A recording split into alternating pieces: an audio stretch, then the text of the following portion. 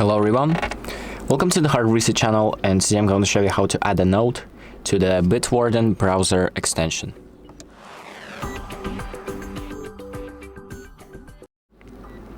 So the first thing that we're going to do is open up the extension, so the Bitwarden extension, and then we're going to go to Vault and press on the blue plus icon on the top right.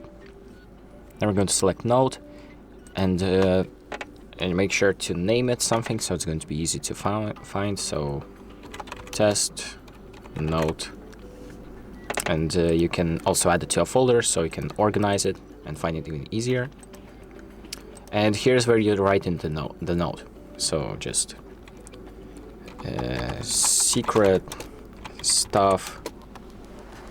Just you can write anything here that you want to note down and keep it secure in the Bitwarden app. So once you've done that, just press save, and it's going to be saved wherever you selected it, whether it's a vault, a folder, or just in the vault itself. So here I have it, the test note. It's in the notes section. So you have type note, you can sort it through that or just find it in all items. So you can press on that, and here you can see I have my secret stuff.